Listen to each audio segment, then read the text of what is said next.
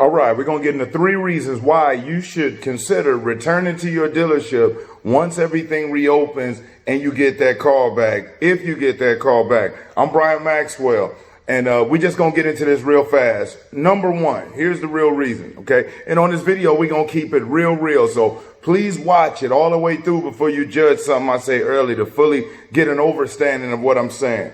Number 1, okay? Is if you can be honest with yourself before you consider leaving and say, man, it wasn't working out. I wasn't making any money. I wasn't doing this. Ask yourself, be real with yourself. Were you really giving it your maximum and your best effort? And what I mean by that means you leveraging all of the resources as far as with educating yourself on any information relevant to the vehicle, relevant to your processes, relevant to your ability to communicate, to ask questions, relevant to being your best mental state every day, relevant to being mentally tough. And see, we got to realize something, man, because the nice cars and the nice houses and the fat paychecks, everybody loves that. Everybody wants that. But when you really peek behind the curtain and you find out what's really going on and what it takes to get that, a lot of people, are unwilling to sacrifice and put forth that type of effort, that Herculean effort that it takes, especially when you from beginnings like myself, and you may be similar, where you come from a family where nobody really achieved any type of corporate or commercial success.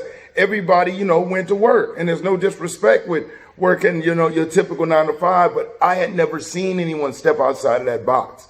And so for me to believe that I could do it, I had to get out of my own way first. And the best way I did that was by listening to other people, reading other things, and just did a lot of things to help me out, like you are obviously, or else you wouldn't be watching this. So it's making sure that you are mentally tough and that you understand the reality and the truth about being an entrepreneur. This is why before you leave, reason number one is before you leave, you got to ask yourself, did you give it your all? Because as an entrepreneur, when there's nobody giving you a guaranteed check, whether it be a draw or a guarantee, without anybody making sure the lights are on for you, without anybody making sure you got leads coming in, without anybody making sure your product and your information is up to speed, is up to date, without anybody footing the bill for you to even have product. This is the things that happen in the real world of being a business owner. That's why when you ask most people, hey, how many people want to run a business? Everybody says I. When you says doing what, they say, man, I don't know. I just want to run one just to have one. And that's why most businesses fail, because it's not about just starting one just to start one. It starts off with a passion for something, and that you'd be doing that thing even if you weren't getting paid for it in some way, shape, form, or fashion. Maybe not that specific thing, but something that involves what you're doing involves. When you be doing that, regardless, that's when you have a passion, and that's what leads to you doing it so well that people are willing to invest in you or pay for you to do it or to watch you do it. That's why top tier salespeople make top tier money. Why? Because they are mastering the art of communication and being able to paint a vision and being able to help people solve problems. Your top tier athletes, they work on their skill set, whatever that may be. Okay, so the real entrepreneur knows the truth is that, man, it's all on you. And so when you are with a company and automotive sales specifically, it's the closest to being self-employed you can come without coming out of pocket, I like to call it. Okay, so reason number 1, don't leave until you can honestly say, I did everything I could do. Number 2, is that don't go until you you've made a decision, right? And the decision is this. Man, I'm going to push myself further than I've ever been before. Or should I say, drive myself harder than I've ever done before I leave. I'm going to drive myself harder. I don't like to say push yourself because that seems like it's too much work. But you're going to drive yourself harder. Meaning if you're showing up at 9, you're going to show up at 8:45. Meaning that instead of just not asking questions and just going by each day as it may come, you're going to be more focused on setting your day. You're going to do everything you can to perform on a much higher level. So the first reason is just going to be honest with yourself. Number 2 is you're going to actually drive yourself. You're going to drive yourself harder and much further because, again, it goes back to when you're a real entrepreneur, there is no such thing as a 40-hour work week. There is no such thing as days off. You might take time away to spend with your family or do things, but it ain't off because you're still on nonstop. And you also realize that for you, time is money. So for somebody that's at a typical job, they can take those couple of days off because guess what? That paycheck is going to be there. Whether it's a draw, it's a guarantee or not, even if they don't sell anything, that's going to be there. When you're an entrepreneur, that's not going to be there.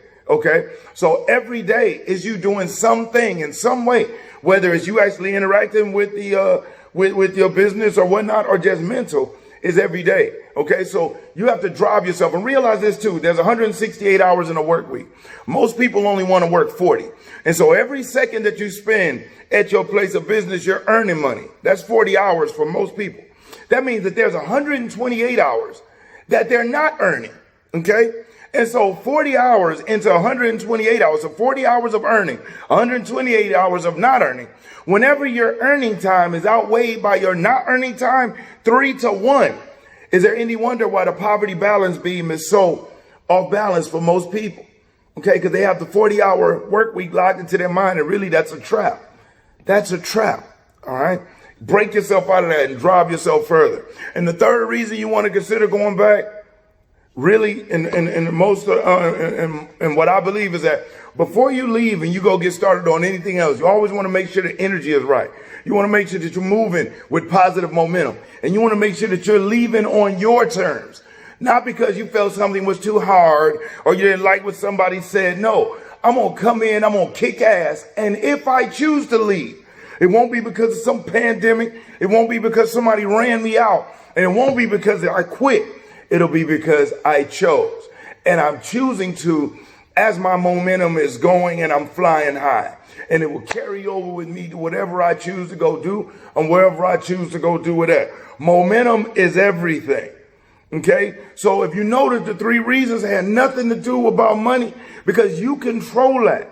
Because if we're honest with ourselves and we drive ourselves, okay, and we set our own level of standards, then guess what? The money it's going to take care of itself. And you have to know that. So when you get started, if you're still at your store and if you're going back in the store, you don't wait until you get in the game to start working on your skill set. You do that now. All right. So in the description, I have a link to the How to Dominate at the Dealership online sales training resources.